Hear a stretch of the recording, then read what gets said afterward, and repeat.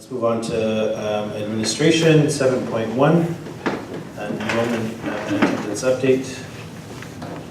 I want to just briefly touch on the different ones, and then if you have questions, go ahead and ask. We have had a lot of students out sick. There was one day when we had 35 students out sick at the same time, the same day. So that was really difficult. We did call every family, every parent to ask what had happened, why the student was not here, and it was reported to us that they were out with the flu. We did have a couple of them critically ill at Stanford and at Memorial Hospital, so we know that they have been seriously out sick, and that has continued to be the case with a lot of flu and sickness. We have sent children home with fever and stomach aches and other flu symptoms. So we ask the families to keep them home if they're sick so they don't spread the virus around. So that has been difficult for us. Saturday Academy is being offered, as well as there's a February 16th, there's a professional development day for the staff. So we're going to offer that day as a makeup day for any child that has missed a school day, so they can make up. They can only make up one day, one absent day for every day. So there was the idea of possibly doing it during Wednesdays when it's minimum day, and we're not allowed to because it's the same day. So no minimum day. We can only do it on an off day, such as Saturday or a PD day. We're also looking into to make up a lost ADA spring break, the first week of spring break. Hopefully we can offer the first 4 or 5 days. I'm recruiting brave staff members who want to work an extra week. I have a couple of committed ones, but I need at least 4 or 5. So, and I'll get a more clear count later as we get closer to spring break. 7.2, architect proposals. Any questions on board about 7.1? 7.2, and again we can come back to it if you have any questions. Architect proposals, there were 4 architect firms that came to visit our site and to give us a proposal to replace our pay structure. And there was 2 companies that declined to submit a proposal, so we only had 2. Out of those 2 proposals, we had the contrast committee meet, and they selected one architect firm to propose to the board for approval. And that happened on Monday the 22nd of January. And a brief staff and family survey was distributed via Parent Square and via Google Forms to the parents via Parent Square, to the using SurveyMonkey, and to the staff via Google Forms. And this was asking them for pros and cons to getting or to having our own transportation, asking them if they would support it, asking them if there's any value or benefit, any academic value or benefit. And so far we have 54 families who have responded and 21 staff members. So we'll close that window by the end of this month and gather all that information to take into consideration when providing information to the board. I have started the transportation cost analysis. We have rented vans, super vans, for one field trip for upper grade, and we have an estimated cost of what it would cost to go to the Pinnacles. It was at Pinnacles, and so we also have an estimated cost for the Discovery buses to go to San Francisco. And we also have the estimated cost for the City of Salinas Elementary transportation cost. And so now we just got to put it all together and do a cost analysis. We have to take into consideration when looking at this maintenance, registration, gas, and everything else that comes with owning your own transportation, and storage, of course, which we have still have to look into how much it would cost to store in a place nearby. So Will we have that report by the next? I was hoping to have it by today, and I was distracted. So by the next meeting, yes, for sure. I have it all. I have it. I just got to put it all together. Okay. Right now, it's not in one decent format to show it to you. Are there any comments or questions from the public on any of these items? The passenger vans, if you guys do purchase them, do they have to, do the drivers have to have a special license? Because I know from working with church groups that sometimes they had to get a Class C, I think, license. Yeah, I believe the ones that. The answer is no. Okay. They do not need a special driver's license. I did ask, and the answer was no. Thank you. I think they're 10 passenger vans, so the Oh. 12 and above are the ones that you need to have a special Quick question. driver. Are you gonna have, is it gonna be volunteer drivers, or is it gonna be somebody you hire to drive? We haven't decided Yeah, I that think at that's this part of the point. We're analysis. not there yet. Yeah. Although most likely will be our own staff members, as well as families who are currently are fingerprinted, have a driver's license with us, Okay. just like what they do now, that they have it on file with us. So the answer will be most likely, but we don't have all the details yet. And I'd just like to express my concern that $200,000 on passenger vans, not to mention licensing, maintenance, storage, upkeep, any possible liability to Oasis, could probably be spent more wisely other places also. I noticed in your transportation analysis, we didn't ask our sponsoring district, LSL, for cost analysis. So I don't know if that's a possibility that you guys could ask LSL what the possibility, if they have passenger vans or even the use of their buses, if that would be a possibility. Yeah. Especially considering our education is so low, we could, even consider giving teachers raises or staff raises or supplies, or, one parent had mentioned tablets for kids. We're going to this electronic version for parents, I know some districts, actually LSL district also offers tablets for their kids. So that's just a suggestion. Okay. Thank you for your comments. Let's move on to our unfinished business, action items and resolutions. We have several items here. We'll go through each one of them. Our first one is the appointment of the UCEN Board Secretary. We asked our board member, Nora Lopez, if she was interested in becoming the board secretary. She agreed to it, so now we have to have a motion and get that approved to officially put her on the books. So I'd like to entertain a motion to recommend board member Nora Lopez as a UCEN board secretary up until her term is up. So I move that we recommend Nora Lopez as our board secretary. you have a second? Okay, it's moved and seconded. All those in favor say aye. Aye. Any oppositions? Nora, you can't oppose yourself. And we're moving, right? I was joking, but welcome as a board secretary. We don't have Jorge here, so I want to probably postpone that item until he's present, and that he agrees to move forward with that nomination. So can I get a motion to postpone item 8.2? I move to postpone Okay. item 8.2. Thank you, Mike. I'll get a second from someone. Second from Laura. All in favor to postponing 8.2 to the next board meeting? Aye. Aye. Okay, thank you. We just heard, so 8.3 is, we just heard our auditing firm provide us an audit, independent audit report, and we need to approve it now.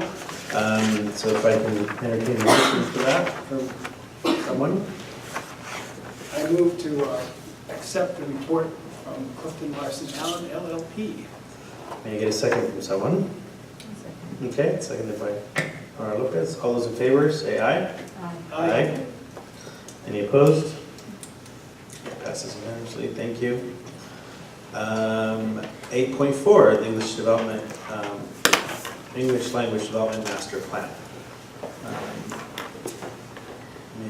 I just want to ask if we could add just the DLAC also approved this plan, And so if we could just add here, along with prepared and presented by Sabrina Bo from Evergreen's Associate and Oasis Administration, it'd be the DLAC as well. So we can add DLAC as one of the groups that approved this plan, and it gave us input.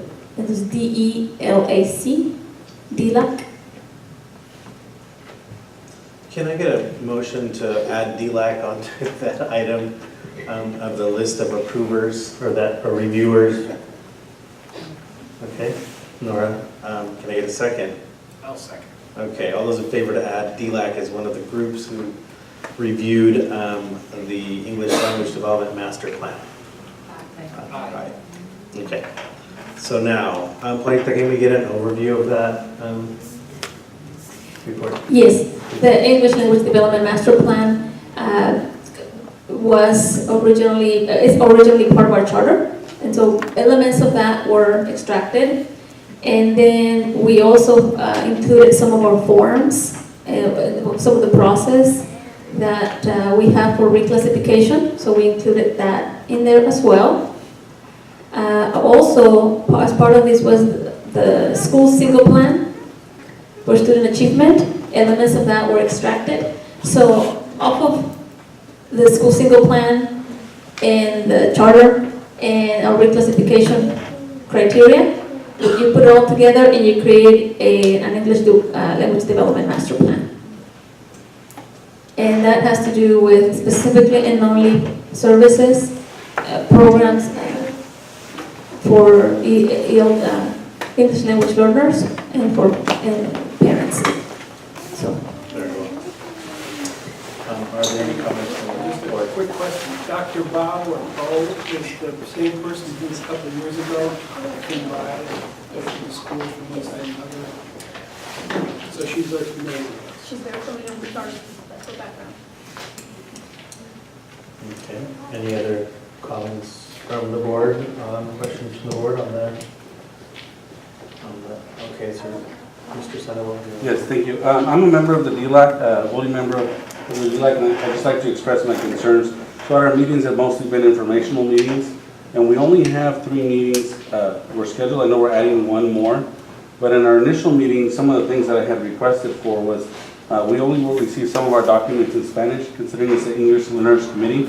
A lot of parents were Spanish speaking only, and the first time we were provided some documents in Spanish, and I feel this is discrimination against Mexican people. Now at this DLAC committee, we actually were offered no documents in Spanish, and considering I was asked for it.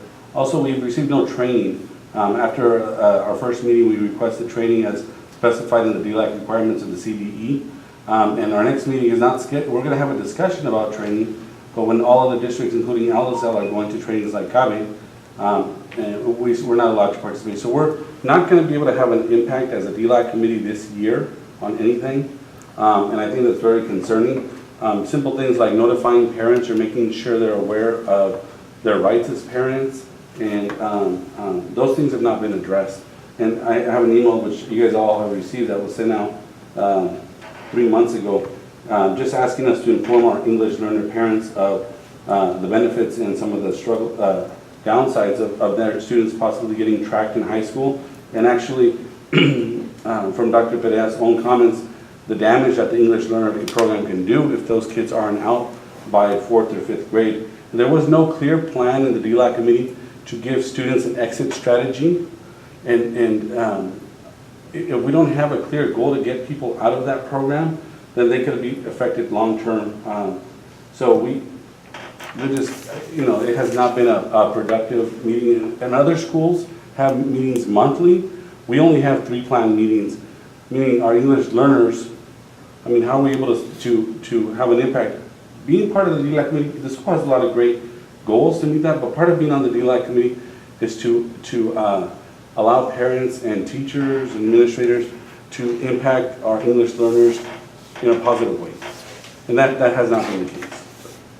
Okay, thank you for your comment. I'd also like to comment as an educator, it is a concern with the ALD program is I've found some students, and not just here, that are, because they don't realize when they fill out that form in kindergarten, that they could be in the English only, and maybe only their grandparents speak Spanish. I've had this case with a tutoring kid who was in ELD for 5 years until he finally, his mom was very unaware, and I had to kind of explain to her, you need to try to get him reclassified. And he didn't speak any Spanish at all. And so those are the kind of downfalls of that program that parents are not aware of when they fill out that form in kindergarten. It is not clear when they mark that box that that is it for them, unless their kid can reclassify themselves by 3rd or 4th grade. It affects them in junior high with electives and high school with electives. So I think parents need to be a little bit more educated on what that form means and how to fill it out correctly. Okay, thank you for your comment. All right, are there any questions from the board on the current plan? Okay, so I'd like to entertain a motion. I move that the board accept the English language development plan as prepared and presented. Yes, I can. Second by Nora Lopez. All those in favor of approving the plan as presented, say aye. Aye. Aye. Opposed? It passes unanimously. Thank you very much. Let's move on to 8.5, school accountability report card for 16-17. We have your document in front of us. This is based on last year's. So Juanita, can we get just a quick rundown of what we're looking at? Yes. Thank The you. school accountability report card is a report of what happened during 16-17. Also, it asks for some information or plan for 17-18. Some of the financial information specifically for expenditures per pupil is for the year prior, for 14-15, and that's how it's required to be reported. Some of this information is downloaded directly from the CDE's website, so it's automatically entered, and some of this information we have to enter, and that is the report that is created. Some of this information also is in LCAP, so we extract some information off of there. And once it's approved here, it goes to... Once it's approved, I upload it to the website, the CDE's website, by February 1st. And then we also post it on our website, Oasis's website. Okay. Any questions from the board? No? This one I read the most though. Thank you, Mike. Yeah, I'll entertain a motion to... I move that we accept the SARC report. May I get a second, please? Seconded by Nora Lopez. All those in favor, say aye.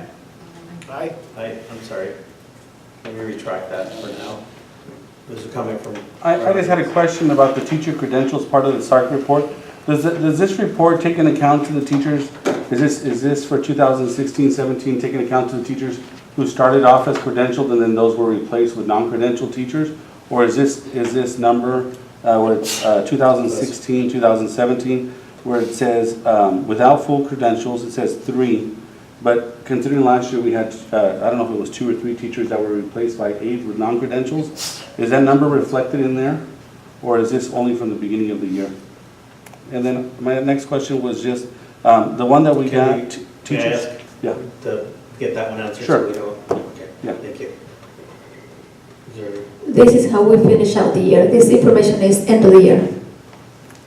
Okay, and then you have another question? Oh, yeah, and then which one it says that, for the one that we were out of, it says teaching outside subject area of competence with full credential. What number is that, or what does that refer to? The number 1? I'm not sure I am understanding the question. Is this on page 7? It's on page 7, yes. There's one person who was, for 2 years, for 2 school years, it says teaching outside subject area of competence. Do you see it?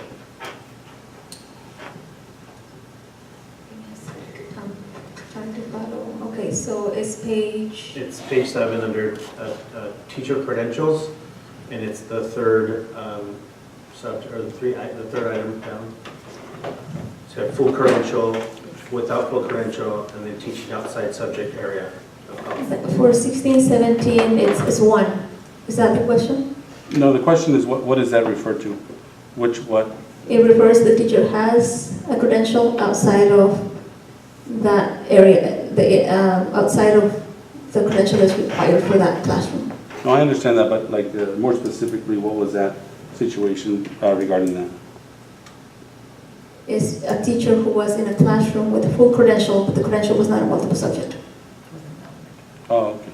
And then there's as a teacher, total teacher misassignments for 2016. What does that refer to? A teacher who has who was pending passing her exam for ELLs. Oh, okay. To teach ELLs. Oh, I see it. I'm sorry, I didn't read the note. It says the number of positions filled by teachers who lack legal authorization to teach the grade level subject area or student group. Sorry, I didn't read that. Thank you. Right. Okay, let me just for the record have a revote on that motion, if we can restate the motion. I move that we accept the SARC report as presented and send it along to the state. Very well. And it was seconded by Nora Lopez. Yeah. All those in favor say aye. Aye. Any opposed? Thanks, passed unanimously. Thank you. And 8.6, professional architect contract for the new play structure. Director Perea mentioned that we had architects come by and draw the plans, and so the recommendation is to accept a proposal from Pierre Cassavan, the amount of $13,176. May I get a motion, please? Okay. Motion by Nora Lopez. Good. I'll I second guess that. seconded by Mike Horwitz. All those in favor of approving that recommendation, say aye. Aye. Those opposed? And motion passes. Okay, let's move on to announcements. 9.1, the new family orientation will be February 28th. There's several dates actually for the orientations. Dr. Perea, would you like to comment on those?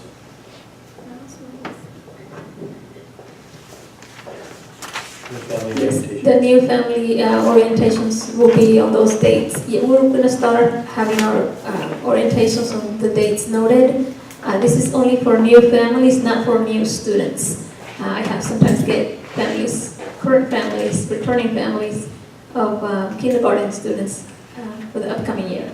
And this is only for new families to start getting applications for the lottery that happens sometime in April. So we have some advertisement out. I believe it's going to start soon at TV as well as radio.